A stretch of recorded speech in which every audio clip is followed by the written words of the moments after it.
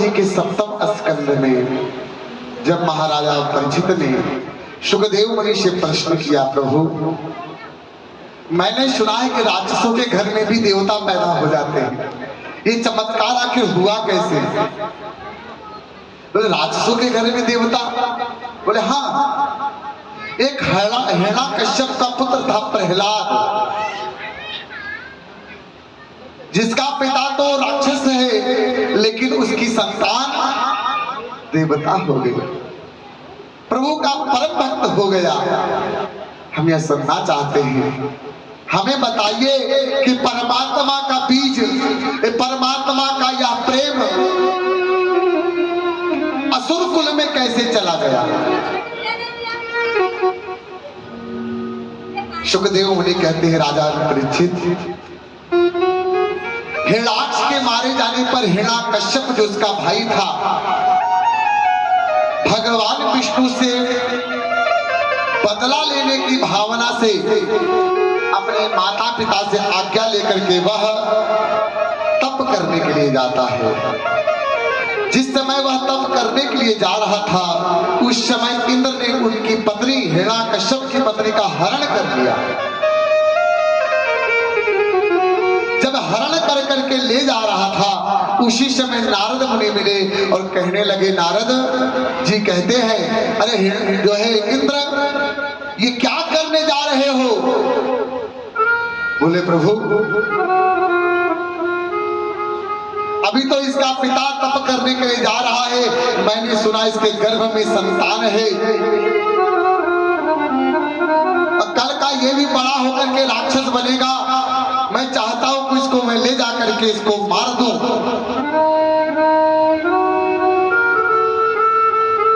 मैं इसको मार दूं। नारद जी समझाने लग गए, ऐसा गलती मत करो इंद्र, आपको शायद पता नहीं है, कयाधु के गर्भ में जो संतान है ना, वो भगवान का परम भक्त होगा। बोले अब तो मैं हरण करके लाया हूं, एक बार कैसे भी राक्षसों से लड़ करके मैं दोबारा वहां छोड़ने तो जा नहीं सकता। तो नारद जी ने कहा कोई बात नहीं, आप इनको हमें समर्पित कर दीजिए। नारद जी ले जाकर अपनी कुटिया में लेकर के गए हैं और कयाधु को 9 महीने तक निरंतर मेरे गोविंद के पावन पावन कथाओं का रस स्वादन करवाया है। देखो भैया, संतान के ऊपर उसका प्रभाव ना बहुत जो पड़ता है ना, गर्भ में सबसे ज्यादा पड़ता है। कयाधु के गर्भ में प्रहलाद जी महाराज बड़ा भगवान की विचित्र कृपा हुई, जब बालक हुआ भी छोटा ही था, नारद जी ने उसका नामकरण किया है, प्रहलाद रखा है। और यहाँ हिरण्यकश्यप वरदान मांग करके 10,000 वर्षों तक तप करके जब लौटा तो वरदान मांगता है। क्या मांगता है वरदान ब्रह्मा जी से? ना मैं दिन में मरूं ना रात में, ना मैं सुबह मरूं ना शाम को, ना ब्रह्मा के बनाए हुए 12 महीने में किसी महीने में मेरी मृत्यु हो। 7 दिवस कहेगा, इन 7 दिवस में किसी दिवस में मेरी मृत्यु ना हो।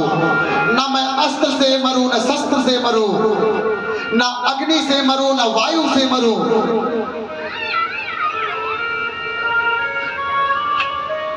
भगवान ब्रह्मा जी भी चक्कर में पड़ गए, महाराज ये मांग का क्या करना है? जब सब प्रकार के भाव से अपनी रक्षा को उसने सुदृढ़ कर लिया, कहने लगा प्रभु यही हमें वरदान दे दीजिए। ब्रह्मा जी विवश हो गए, बोले मैं ऐसा वरदान नहीं दे सकता। तो बोले मुझे वरदान नहीं चाहिए, मैं फिर 10,000 वर्षों तक तप करूंगा, लेकिन वरदान चाहिए तो मुझे यही चाहिए। जय हो। ब्रह्मा जी विवश होकर के आशीर्वाद दिया है, वरदान दिया है। उस वरदान को पा करके हिरण्यकश्यप जगह पर आया है अपने राज्य में। सुना है इंद्र हमारी पत्नी का हरण करके ले गए, इंद्र के ऊपर आक्रमण किया है, इंद्र के चित्र नगरी को परास्त कर दिया, सारे देवताओं को अपनी सेवा में लगा लिया और पूरे भूमंडल में यह ऐलान कर दिया, आज से पृथ्वी का देवता हिरण्यकश्यप होगा। अपनी पत्नी को लेकर के आया है, वो बालक बड़ा सुंदर भाव है, अपने बालक को ले आया और ला करके उसको जला दो समय के साथ में गुरुकुल में जैसे सब बच्चों का संस्कार होता है उस तरह से संस्कार विद्या आरंभ के संस्कार के लिए अपने पुत्र को गुरुकुल में भेज दिया। उस समय हिरण्यकश्यप ने पृथ्वी पर कोई ऐसा मंदिर नहीं था जहां पे भगवान की प्रतिमाओं को नष्ट ना करके अपनी मूर्ति को स्थापित ना करा दिया हो और अपने सेवकों से आदेश दे दिया। क्या आदेश? जो मेरी पूजा ना करे, जो मेरी प्रार्थना ना करे, जो मुझे ईश्वर ना माने, उसको तत्काल मृत्यु दे दिया जाए।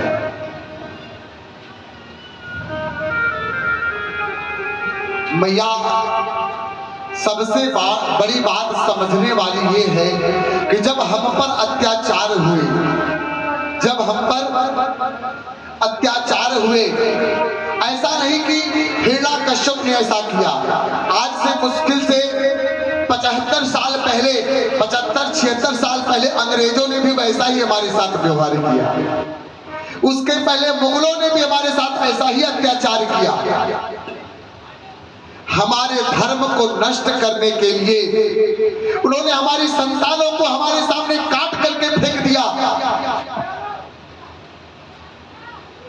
हम पे जितना अत्याचार बन सकता था उससे कहीं बढ़ करके अत्याचार किया गया, लेकिन तब भी हमारी मातृ शक्तियों ने, हमारे पितृ शक्तियों ने अपने धर्म को बचाने के लिए अपने प्राणों को न्यौछावर करने भी तरक जरा सा भी संशय नहीं किया। आज हम अपने परिवार बच्चों को छोटे छोटे बातों में बढ़ते हुए देख करके मन में बहुत कष्ट होता है। अपने समाज को, अपने सनातन धर्म प्रेमियों को छोटी छोटी बातों में बढ़ते हुए देख करके बहुत कष्ट होता है। जब हम पर नाना प्रकार के अत्याचार हो रहे थे तब भी हम लोगों ने कभी उनको बुरा नहीं कहा, अपने धर्म को बचाए रखा, अपने सदकर्म को बचाए रखा, अपने ईमान को बचाए रखा। लेकिन आज मैया ऐसी कलयुग की परिस्थिति आ गई है, आज हम पर कोई दबाव नहीं है,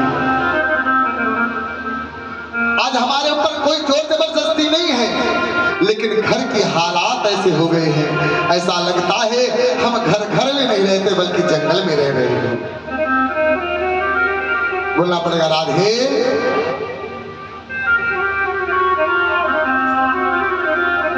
हिरण्यकश्यप जगह जगह अत्याचार प्रारंभ कर चुका है, जगह जगह अनाचार प्रारंभ कर चुका है। इस अनाचार, इस कष्टमयी वातावरण में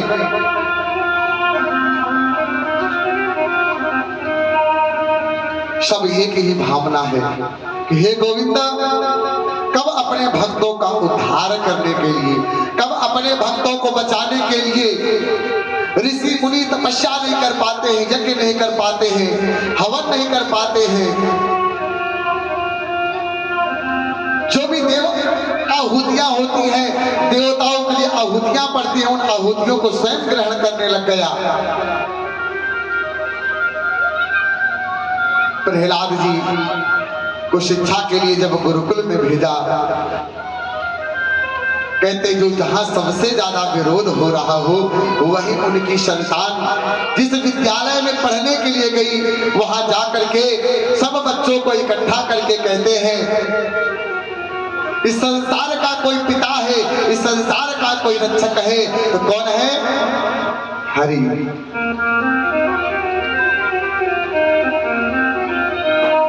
नारायण ही संसार के मालिक हैं, नारायण ही संसार के उद्धार करता है।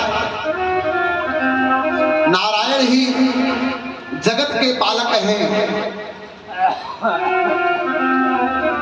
और लोगों को इकट्ठा करके एक ही बात कहता है, सब लोगों को साथ भजन करता है और भजन में क्या कहता है, नारायण नारायण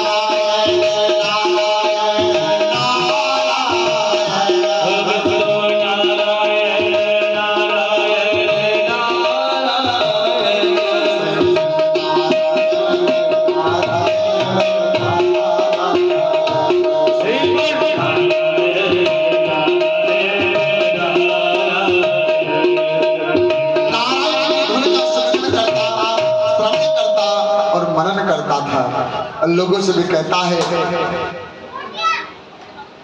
अगर एक बार गोविंद की बाह पकड़ ली तो तुम्हें दुनिया में किसी की बाह पकड़ने की जरूरत नहीं पड़ेगी।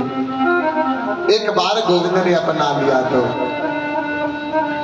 सब तो ठीक है महाराज, लेकिन ये समाचार धीरे धीरे, पहले तो राजन से डरते थे हिरण्यकश्यप से, उनके जो भी गुरुजन थे, लेकिन एक दिन जब प्रहलाद जी सभी बच्चों को यह शिक्षा बार बार देते तो बच्चे पढ़ने के बजाय नारायण नारायण ही लिखते, नारायण नारायण ही बोलते।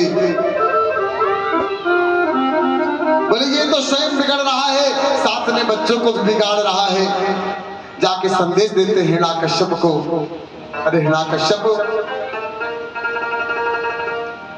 तुम्हारा जो संतान प्रहलाद है ना, ये तो खुद बिगड़ रहा है और लोगों को भी विष्णु का पाठ पढ़ा रहा है।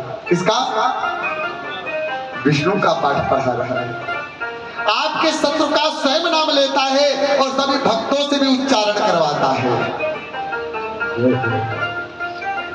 आपने कुछ उपाय नहीं किया ना महाराज, तो आप एक दिन बहुत पछताएंगे। हिरण्यकश्यप ने कहा एक काम करो, बालक है, छोटा है, इसको भय दिखाओ, भयभीत करो, शायद यह सुधर जावे। गुरु ने क्या काम किया, प्रहलाद जी को लिया, ले जा करके काल कोठरी में डाला जिसमें हजारों लाखों सर्प पड़े हुए थे।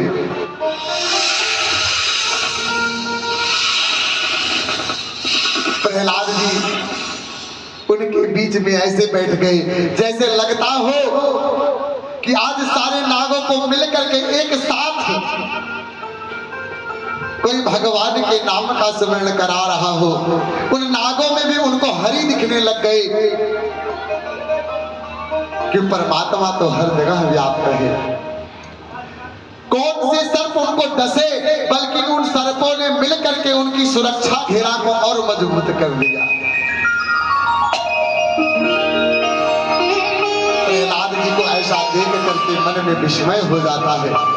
पूरी रात बीत गया और रात भर कुटिया से एक ही नाम का सुमिरन, मेरा कोई न सहारा बिन तेरे, मेरा कोई न सहारा बिन तेरे,